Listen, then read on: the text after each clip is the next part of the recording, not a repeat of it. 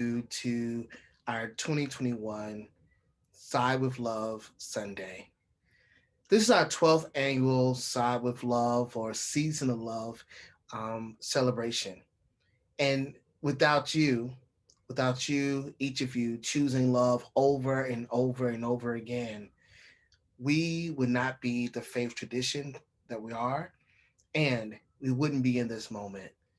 A moment where we can be together, a moment where we are invited to listen to the offerings of all the different participants spreading their theology of love from their own perspectives, from their own backgrounds, from their own lived experiences. At the same time, it is a call. It is a call and response to us to really embody, to live into love, to live into the values, the practices associated with the UU faith, to be in right relationship with movement at this moment. I always say to myself and even to my son Elijah, I ask us, what is love calling us to do? In this moment, as you enjoy and listen and absorb and allow yourself to be changed by the words you'll hear from the wonderful people um, that will be coming up next. I hope you will hold on to what is love asking you to do. And throughout this year and throughout your years, may you constantly, continuously, with rigor and intentionality, choose love over and over again. Welcome, beloveds. Thank you. Thank you for your time. And thank you for being you.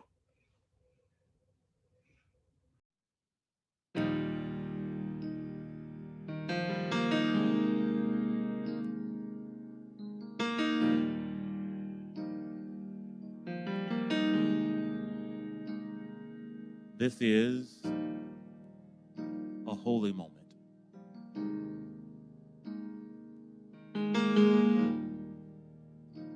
When we're gathered together, it is a special and unique moment with hearts together. Oh,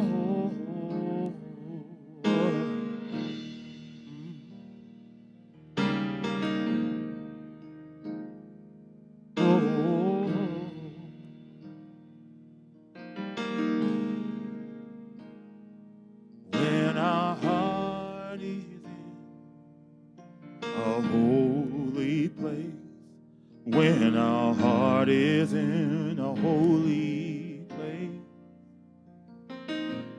we are blessed with love and amazing grace. When our heart is in a holy place.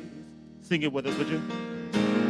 When our heart is in a holy place. When our heart is in a holy place. We are blessed with love and amazing.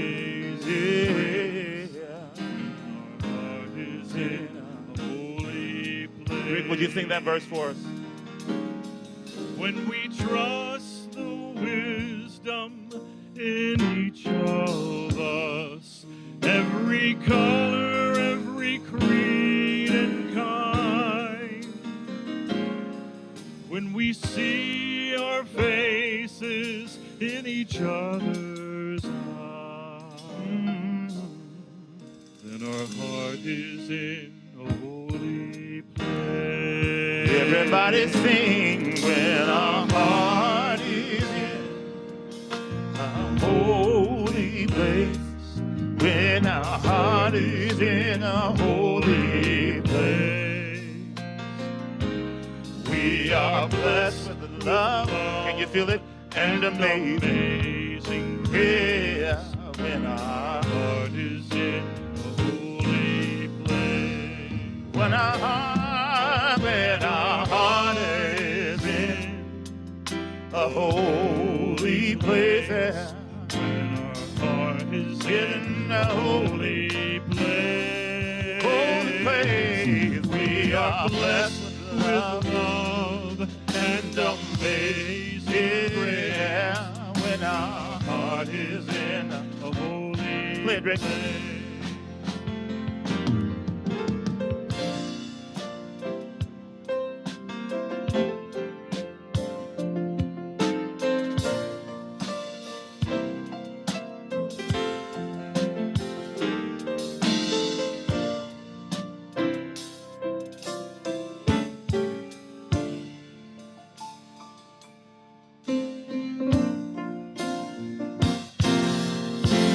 When our heart is in, when our heart is in a holy reach out and touch place. somebody if you can. When our Heart is in a holy. place. Let him know that your heart is with him. We are blessed with love and amazing grace. When our heart is in a holy place. When our heart is in a holy place. when our Heart is in a holy place. We are blessed with love and amazing grace. When our heart is in holy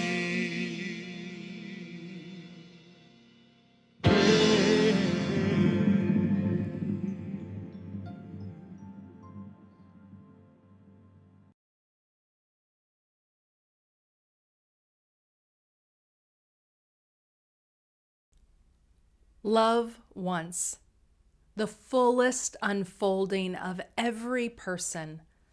Love wants everyone to be free, to feel safe, to know joy. To me, love is an overflowing and unconditional love for the world and for creation and for one another. That spiritual foundation of love calls us to the policies and the practices that we need to sustain and nurture life, thriving life. Love means thinking about how we enact policies that make people's lives better. If we're talking about racial justice, love is acknowledging that there has been wrong, that there has been harm, and that whether you participated in it or not, you're benefiting from the inequitable results of that harm. What if love means letting go of what we think we know and being curious about what more there is to learn? What if love was not a commodity that could be bought and sold? Sometimes love isn't waiting for the other to come to us so that we can become agents of welcome, but rather us moving into the world to engage with others in their spaces, on their terms. Love asks for the release of all assumptions about who wants to be part of Unitarian Universalism. Love asserts that each of us matters and is worthy. Love knows our life-saving, life-giving faith must be available to every person who needs it. If you have a chalice at home, would you please light it in honor and in celebration of overflowing and liberating love?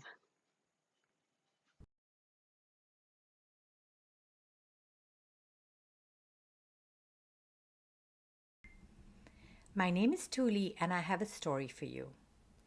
In a little bit, you are going to hear about how there came to be an agreement between some inhabitants of the earth.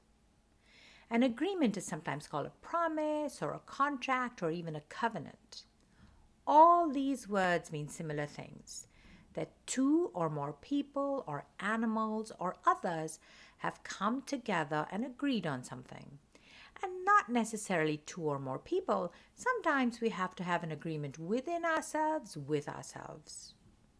And it can be hard to come to an agreement. Think of a time when this might have been for you. Perhaps you wanted to play Legos, but your friend did not. Perhaps you wanted to pretend play to be on a ship and your brother or sister wanted to read a book. Or maybe you witnessed someone doing something and you wanted to convince them to not do it. How did it work out? Did you have to give up what you were doing? Did the other person have to? It can be hard, right? Sometimes, even after we have reached an agreement and decided how to work or play together, it might not be carried out and more disagreement might arise. And we might feel very hurt and upset. Can you think of a time when that happened to you? Someone agreed to do something and then couldn't do it. Or you were promised something and then the promise was broken. How did that feel? We are all going to make mistakes and break promises, even though we might have tried very hard not to. What makes this even more complicated is that there might be another person who is hurt by what we decide or agree to. We might not even see them or know that they are being affected. As Unitarian Universalists, it's important for us to try again and again to come to new agreements and to understand how we were hurt or might have hurt someone else. We might even carry our hurt with us for a long time. And we might have to be open to hearing that we have caused hurt, even though we didn't mean to. But we can try to work hard to repair the damage that might have been done, either to us or by us. In fact, this is an obligation, something we have to try to do. Sometimes this can be tiring and take a really long time, and we might have to give up something or have the other person give up something. We can make new agreements and begin anew. As you listen to what's coming up, think about what each of the creatures had to do to come to this new agreement. The Agreement by Barry Lopez. One time, before there were any people walking around this valley, there were bear people. There were also salmon people. The bear people had an agreement with the salmon people. The salmon would come upriver every fall, and the bear would acknowledge this and take what they needed. This is the way it was with everything. Everyone lived by certain agreements and courtesies. But the salmon people and the bear people had no agreement with the river. It had been overlooked. No one thought it was even necessary. Well, it was. One fall, the river pulled itself back into the shore trees and wouldn't let the salmon enter from the ocean. Whenever they would try, the river would pull back and leave the salmon stranded on the beach. There was a long argument, a lot of talk. Finally, the river let the salmon enter. But when the salmon got up into this country where the bears lived, the river began to run in two directions at once, north on one side, south on the other, roaring, heaving white water and rolling big boulders up on the banks. Then the river was suddenly still.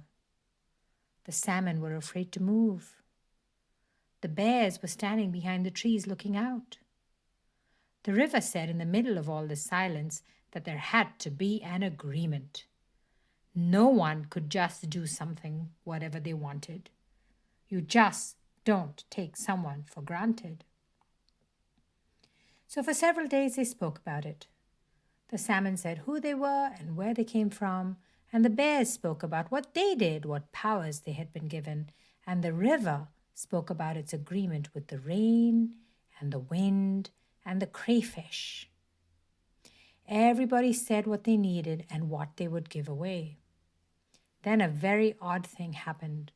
The river said it loved the salmon. No one had ever said anything like this before. No one had taken this chance. It was an honesty that pleased everyone. It made for a very deep agreement among them. Well, they were able to reach an understanding about their obligations to each other, and so everyone went their way. This remains unchanged. Time has nothing to do with this. This is not a story. When you feel the river shuddering against your legs, you are feeling the presence of all these agreements.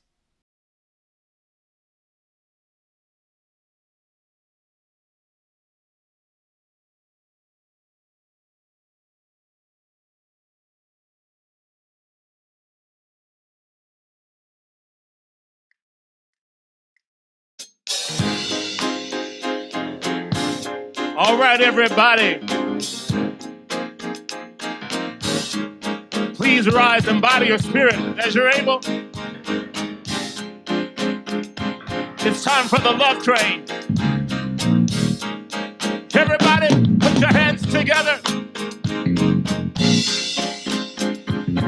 Or just move from side to side as you're able. Yeah, it's all in love. Let's sing it. Come on. People all over the world, join hands. Start a love train. Love train. People all over the world, join hands. Start a love train. Love train. Everybody. People all over the world, join hands. Start a love train. Love train. Yeah. People all over the world, join hands. Start a love train. Come on, Matt. Love train. Everybody. People all over the world. Put your hand. Come on. Join hands. Start a love train. Love train. Whoa. People all over the world. Yeah. Join hands and start a love train. Come on, Rick.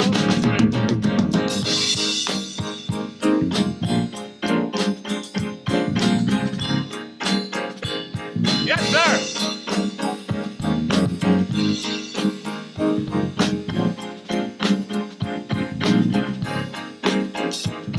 Everybody say, people all over the world, oh, join hands, start a love all over the world. People all over the world, join hands, start a love. One more time. People all over the world, join hands, start a love train. Love train. People all over the world, join hands, start a love train. Love train.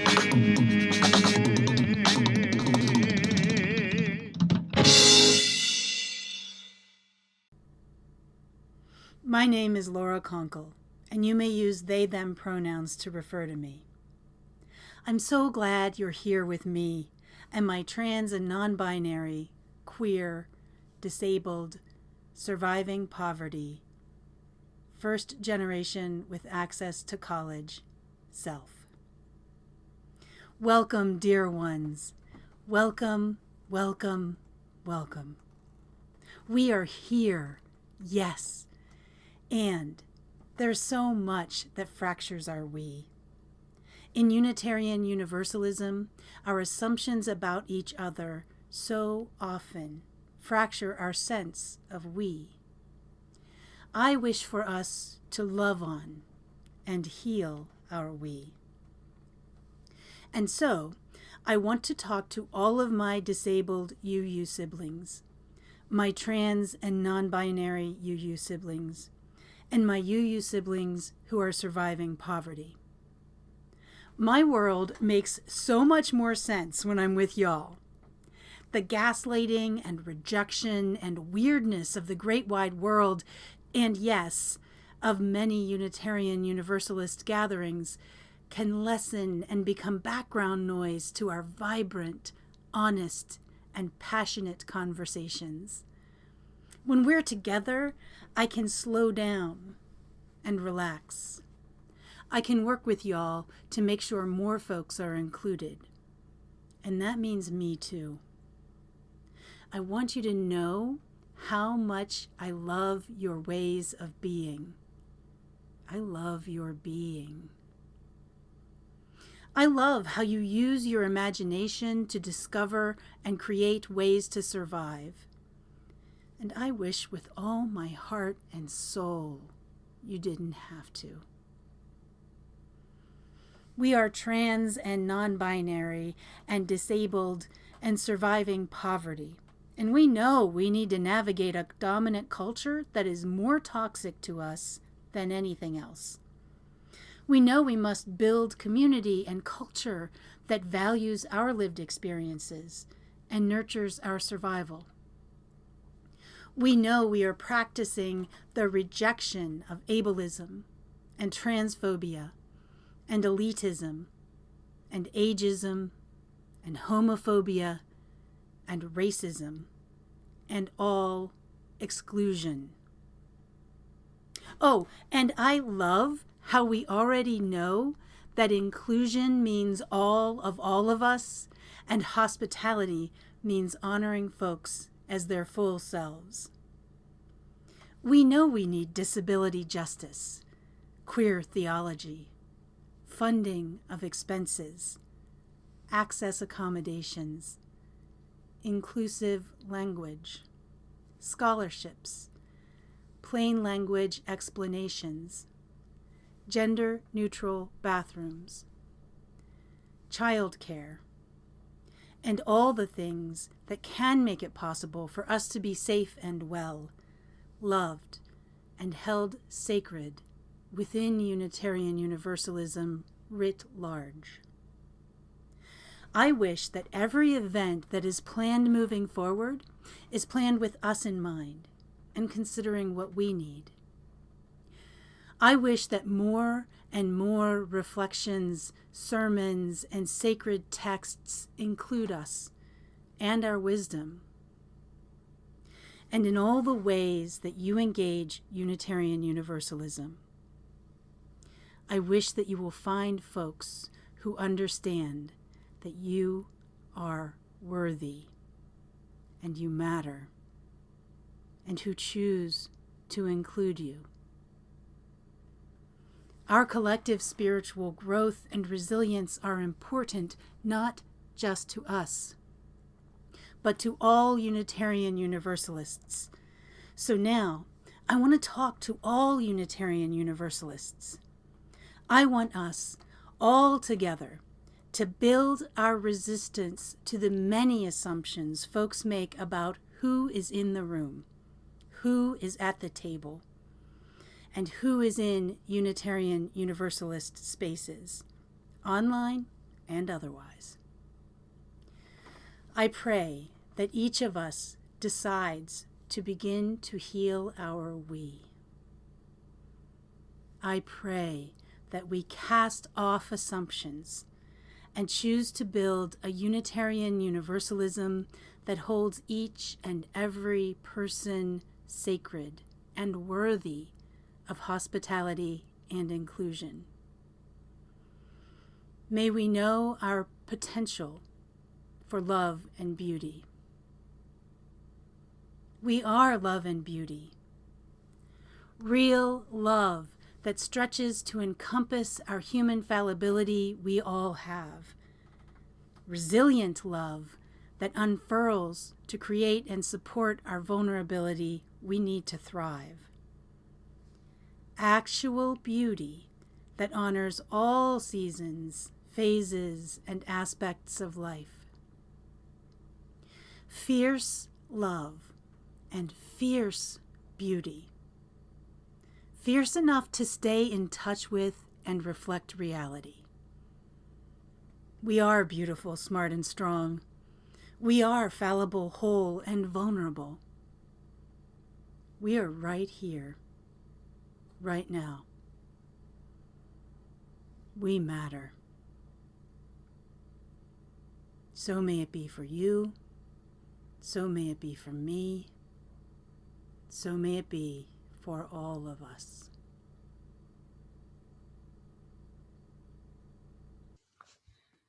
I love me a good anti-racism workshop. From the very first one that I led back in 1994, back then we used to call them diversity sessions, I got hooked. I found it was so powerful, so exciting to help a group of people engage in conversations about their social location, their commitment to change, their desire for justice. It was really, really amazing, and an early formational experience that led me down this vocational path. It's also true that it wasn't until I came to Unitarian Universalism that I found my true home in doing this work. Because before that, I used to do this work in academia and in nonprofit spaces, and it was much more of a brainy, heady thing. It was about the ideas and the sociology, which of course is very important and it's central to the work. But once I discovered the possibility of having these conversations as faith formation, everything shifted for me. It was so powerful to be in a covenantal space where we already agreed to be in right relationship with each other and to be loving with each other and to return to right relationship. And in that container, to start understanding how our anti-racism work and our focus on anti-oppression and justice helps us shift our own meaning making and our understanding of our location in the world, like really deep theological questions about where do I belong and what are my values and principles and what are my responsibilities?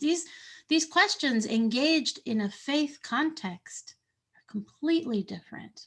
It's a complete game changer, and I really appreciated that. Now, it's true that I really enjoy designing a good workshop, having an arc, knowing what's going to happen, planning for things, and then having them occur the way that I planned. I mean, that's very satisfying. Yes, as a facilitator, it is one of my favorite things. And I am discovering that the most powerful learning actually occurs when we go off the agenda. When we go off the agenda, it's usually because something has happened in the room and we need to attend to something that shifted. So it could be that someone says something that's like a microaggression. It could be that the learning in the room requires us to pivot. The questions that are coming up are not following the original plan. But ultimately, what's exciting about that is that we are responding to the embodied learned experience in that moment. We are responding to the people in the room and to the actual moment. That's something that Elandria taught me, and I want to lift E's name up. I miss you, Elandria. Embodied learning and focusing on how we do it and why we do it in the moment makes all the difference. It's praxis. It's different than just this theoretical understanding of the concepts of racism and race and white supremacy culture and all this other stuff. It's also true that when we interrupt the process and we attend to what's happening in the room, it's important to center the person who may have been harmed. And usually the person who has been harmed is a person with a marginalized identity. And that is valuable to remember as a principle in our work. We center the folks who have the lived experience and who in the moment have something to offer through their experience and through the moment. Doesn't mean that we put people of color and people with marginalized identities on pedestals as educators and experts. It means that we respond in the moment to what's happening. We use the holy muscle of interruption to trust that being with each other in real time is the most important learning. Understanding how power is playing in the room in that moment is one of the most important ways that we can actually decenter the traditional ways of doing things. Because otherwise, in our own educational settings, we still have white supremacy culture dominating and running us. And that's what we are trying to decenter. So I lift up a prayer for all of you who are engaged in this important work of keeping it real, of keeping connected to each other and saying what's true in the moment. May we continue to strengthen that muscle. May we continue to trust that truth-telling and speaking truth to power is one of the ways that we do this liberation work. May it be so, and amen.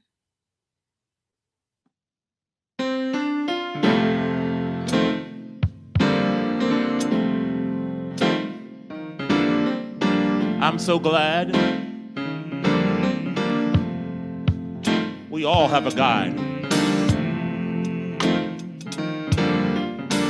And that guide is love.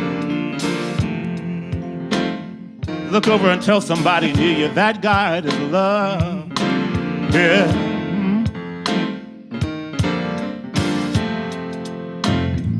Love will guide us. Peace hath tried us. Hope inside us will lead the way on the road from grief to giving. Love will guide us through the heart. If you cannot sing like angels, if you cannot sing like angels, if you cannot speak before thousands, you can give from, from deep within you.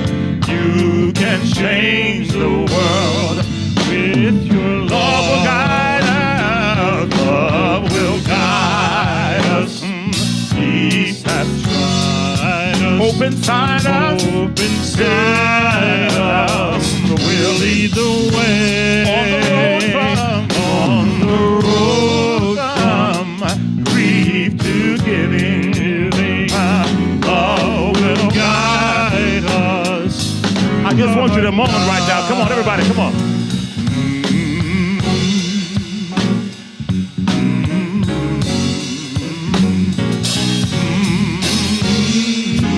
Yeah.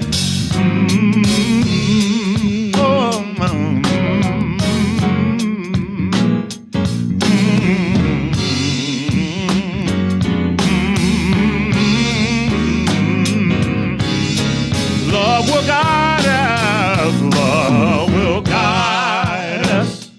Peace has tried us. Hope inside us. We'll lead the way.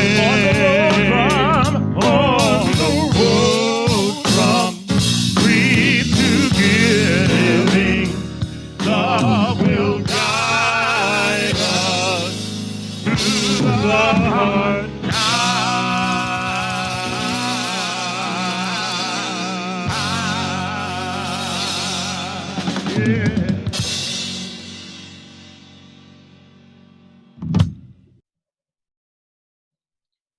You know, in every moment, even if it doesn't feel like it, life is giving us an invitation. I really believe that. I really believe that in every moment, life is giving us an invitation to do the things that are the most loving and life-affirming. And that doing the loving and life-affirming thing is always the answer when you don't know what to do or if you're feeling unsure. There's always a moment of invitation to rethink or reevaluate. We're being invited into this cosmic dance of renewal and joy and justice, but you have to make the justice. It doesn't just show up without our participation or our effort. Things don't get better just by us waiting for them to happen. We all have to engage in the better making from wherever we are, and each moment presents an invitation for us to do that. I don't want us to forget that. Even if, like me, you are tired or feeling frustrated or feeling unsure, the invitation to participate in life in a manner that is about living our values, living love and justice is still there, no matter what else is going on. Ask yourself, what's the most loving, life-affirming thing that I can do in this moment for myself or for other people? Sometimes it's get some rest.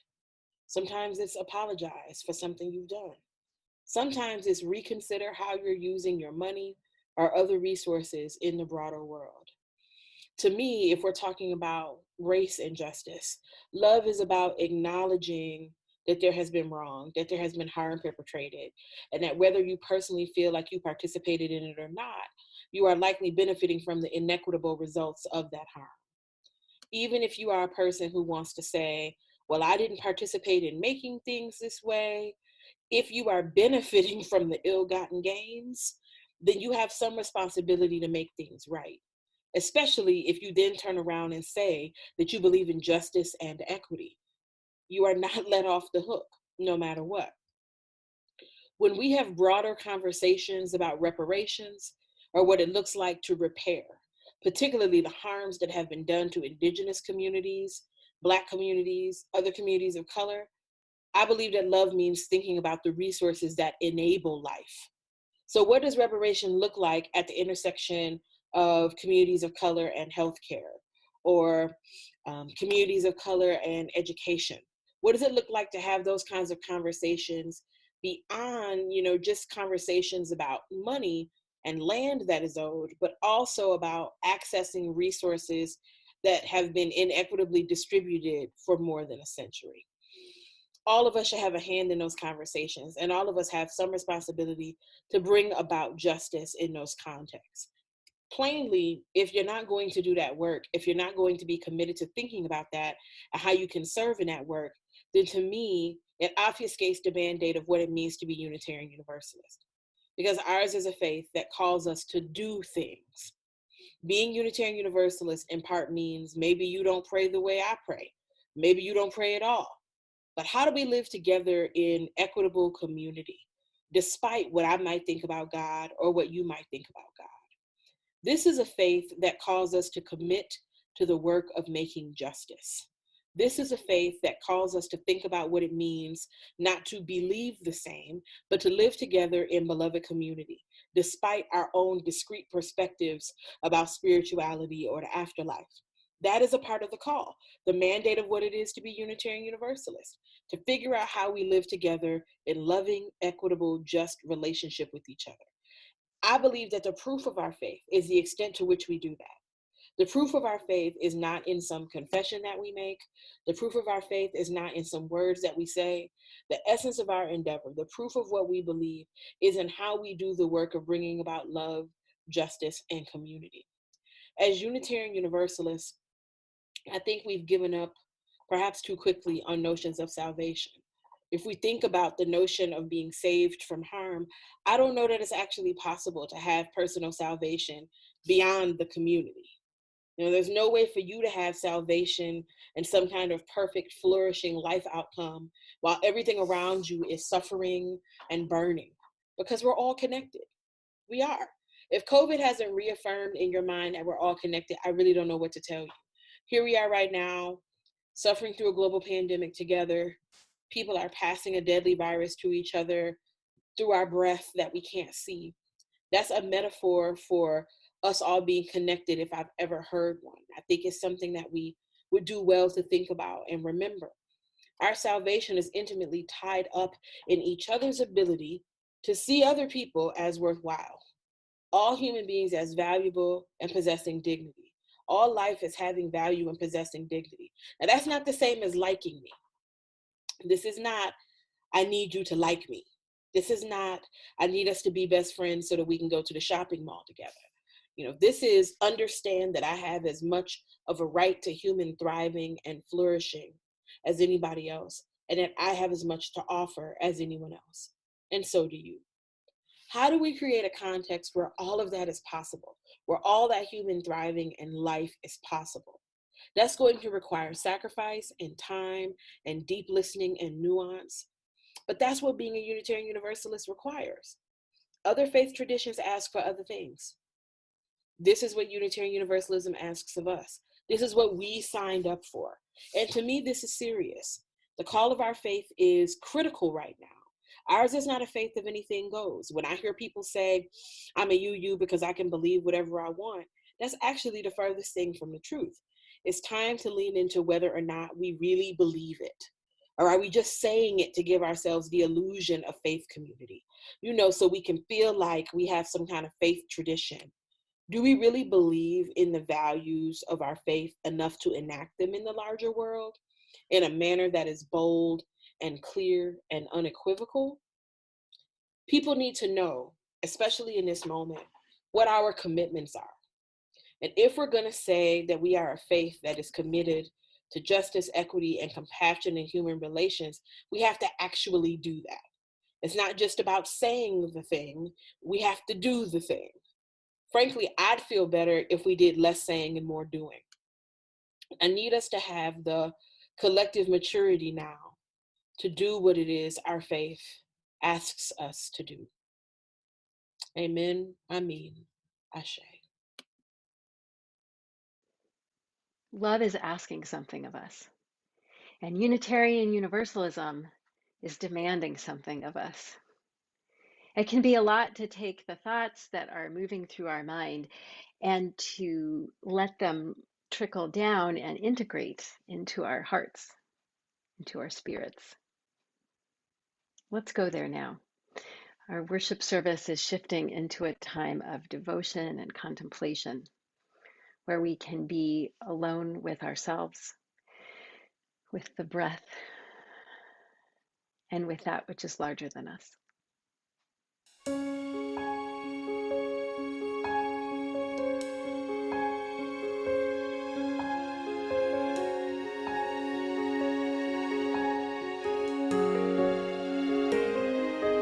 There is more love somewhere.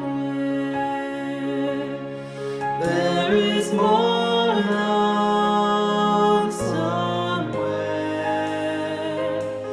I'm gonna keep on till I find it. There is more love somewhere.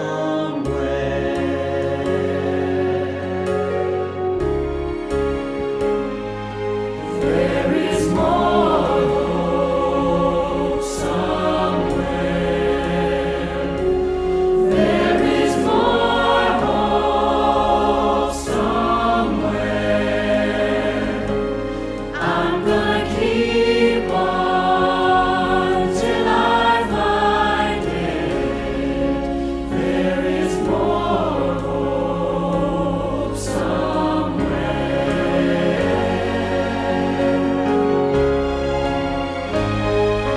There is more joy somewhere. There is more joy somewhere. I'm gonna keep on till I find it. I'm gonna keep on till I find it. I'm gonna keep on till I find it. There is more joy somewhere.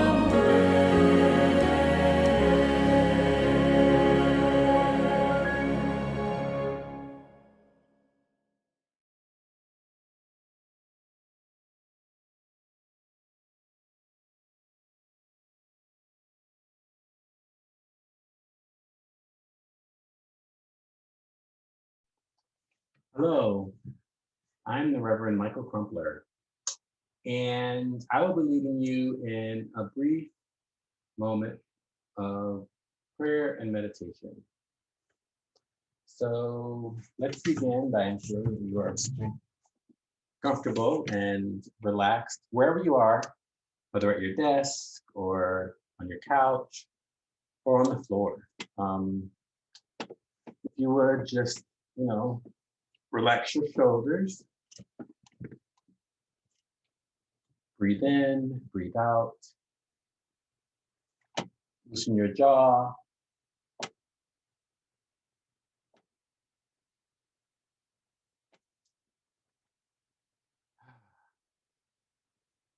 Close your eyes.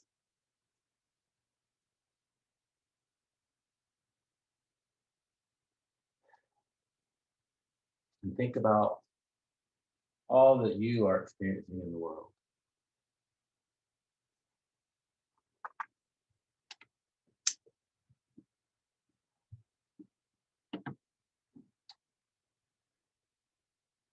Think about all who are struggling during this time of isolation, as we continue to grapple with the COVID-19 pandemic. Think of all those who have lost loved ones and all those who are still living with the side effects.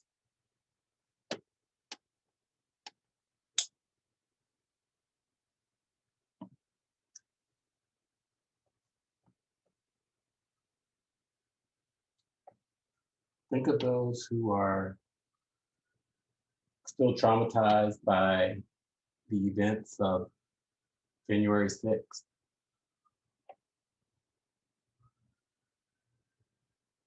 Who are seeking answers and accountability where there is none.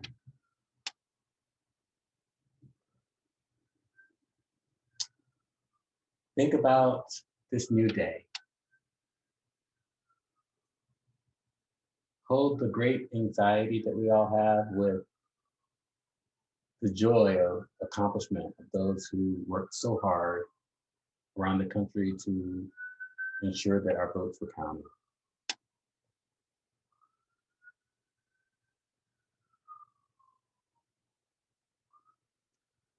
Now come back to yourself and your home and your family and all that you have to do. May you be well, and may you be blessed. Amen. Ashe. May it be so. As you extinguish your chalice at home, may we give thanks for this time together, for the wisdom and inspiration that we've received. May we carry that wisdom into our lives and into our communities. May you find untapped sources of strength and courage and discover in yourself a new fire that burns in your belly and keeps you going. May the presence of spirit be proximate, cooling and reassuring to you when you are overheated. May we all together choose to build a Unitarian Universalism that holds each and every person sacred and worthy of hospitality and inclusion. May you be well. Beloveds, as we leave this sacred time together, let us remember to praise this gift of life, to be attentive to its wonder and its beauty. May we kindle more love, more joy, and more song into our hearts and into our days. May we be led out in peace, and may we give back love.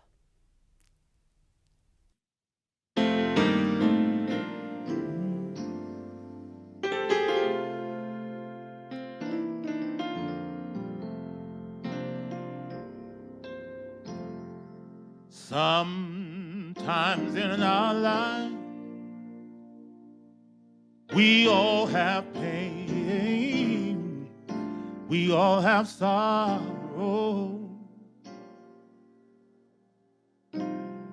But if we are wise, we know that there's always tomorrow. Lean on me when you're not strong. Can you say that? I'll be your friend. Let me hear you. I'll help you carry on, for it won't be long.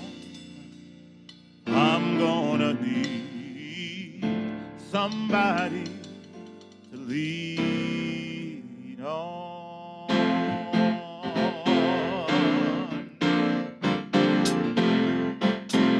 Lean on me. Lean on me when you're not strong. I'll be your friend. I'll help you carry on, for it won't be long.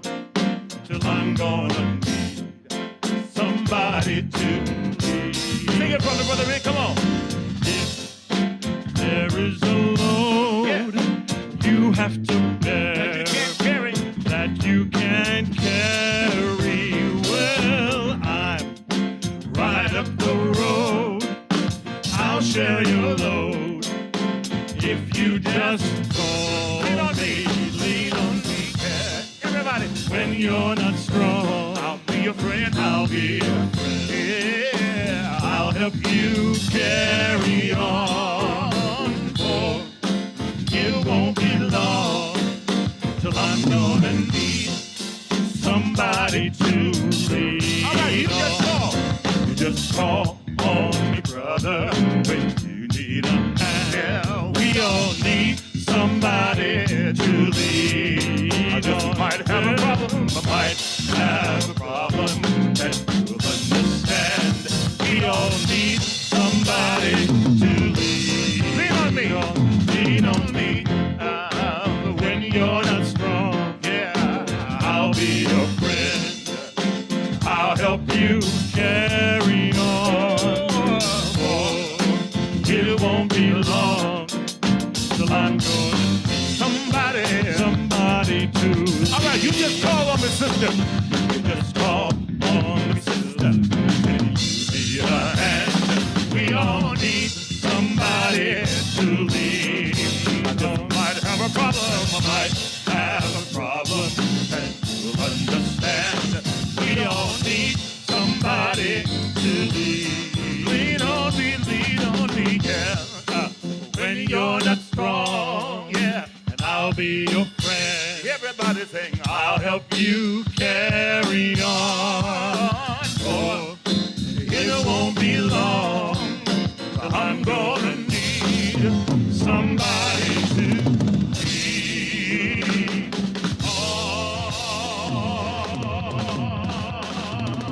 on. Let me hear you say, yeah, come on.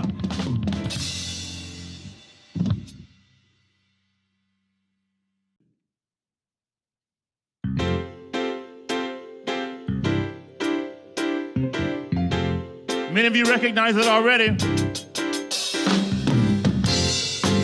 It is truly all we need. I want you to sing it with us. Come on. All you need is love. Yeah. All you need is love. All you need is love. Love. Love is all you need. Everybody sing. All you need is love. Yeah. I love it, Rick. All you need is love. All you need is love. Love. Love is all you need. Do it like this. Love, love, love. Love, love, love.